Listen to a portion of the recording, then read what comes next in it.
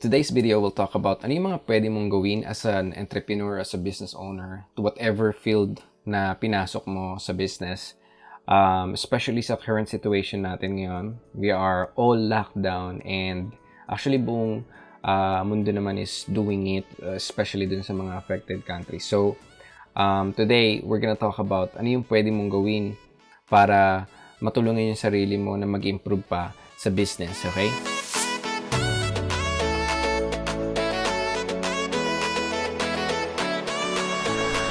Now, back to my concern, ano ba yung pwede mong gawin right now during pandemic loss? Kasi halos lahat naman tayo affected. And I want you to think of it na even billionaires right now are sharing their wealth na mag-donate na walang return yun na, 'di ba, sa tao para makatulong sila. So, how much more pa kaya yung mga small business owners sa atin? Kagaya ko, small business owner, maybe you, na nakaka-experience nito. You know what, for me, the first thing that you have to do right now is to actually think positive. Kasi pag inisip mong mabuti, this is the opportunity, this is the moment na you will be able to help yourself na mag-aral ng skills na kailangan mo pa para mag-improve yung business mo. Parang right now, yung ginawa ko, when I try to evaluate my business, most of my sales are those sales coming from my copywriting skill, which has, parang good graphics design and more likely merong video marketing style. So, I figure out na mas nagiging effective yung business ko, nag-i-increase yung profit ko kapag meron akong mga elements na yun, which is, yun yung kulang ko. So, right now, what I'm doing is, I'm trying to study a lot of things which is more likely related to graphics, visual effects, as well as more on video editing, kagaya na nakikita mo. So, ginagawa ko siya right now to improve my business kasi no matter what happen, makakabangon at magkakabangon ang economy. And pag dumating yung time na yun, everyone is rushing para mag-succeed sa business nila or go back to the old career na meron sila. And during that time, busy na yung mga tao.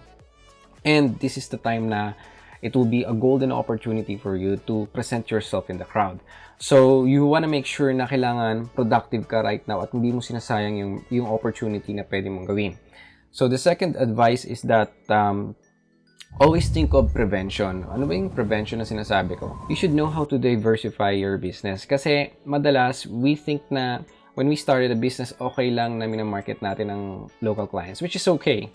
Pero in my case kasi, I'm trying to look on a different ventures sa business kasi kagaya nito, yung local business mo right now, if you're doing e-commerce dito lang sa Pilipinas, you limited yourself na gawin yung business dito sa Pilipinas, it will be a hard time for you dahil hindi ka makamarket ngayon sa ibang bansa dahil you don't actually have any idea how to do it. So, if ever man na figure out mo na isa yun sa mga weakness mo sa business, why not create a prevention? So, the next time na mag-launch ka ng business, you will have the ability to market it on the other countries as well. Diba? So, you have the idea of how you're gonna fulfill that. So, it's more likely related sa first advice ko. And the third is, it's about time for you to brand yourself and create more valuable content sa mga kagaya mong, let's say, business na related to what target market that you have. Okay? It's very important na nagpo-produce ka ng content right now. And how can you practice yourself align the messages sa mga target market mo noon, di ba? Example, you are on an e-commerce, you're selling, let's say, maybe home care products. So right now, it's a good opportunity to actually create a content kasi pag inisip mo mabuti, yung mga home care products, pwedeng makatulong yan para magbigay ka ng tips how to actually lessen the risk of coronavirus right now, di ba? And you, as a business person, you're putting yourself in the position we're in. People would actually see you as you're helping them, giving them an advice na makakatulong para sa kanila. It's not just only selling things to them. Kasi risky ang mag-sell ngayon, okay? You're gonna spend money sa ads tapos walang return na babalik sa'yo because sino magde-deliver ng mga products, di ba? Naka-total lockdown tayo. But if you're gonna think of it, it's a good opportunity to brand yourself. So, if you're capable of creating good content, good value para sa mga target customers mo, they will appreciate it.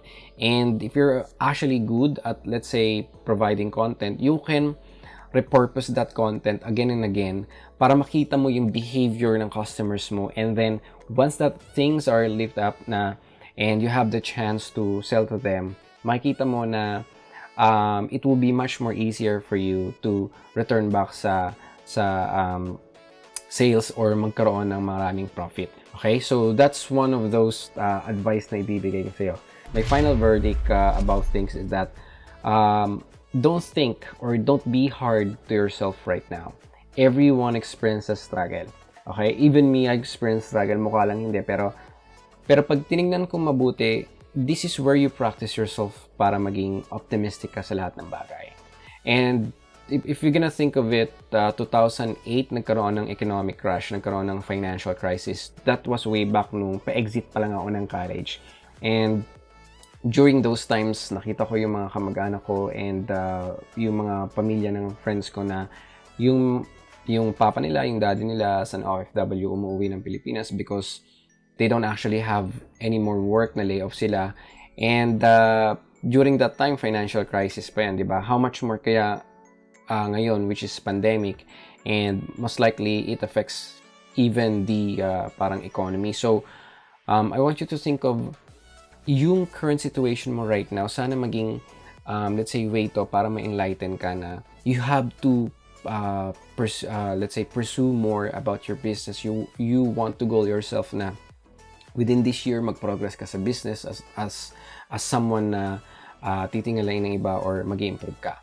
This way, it will give you the ability or the confidence na even if dumating man yung case, kasi wala tayong assurance na hindi ulit darating ang crisis na ganito. Let's say, another crisis na naman na mas more than sa na-experience natin. And during that time, since you remember everything na in-advise ko sa'yo ngayon, you'll be able to, I would say, have the confidence to survive during that crisis. Okay? So, thank you so much for watching this video and hope to see you soon.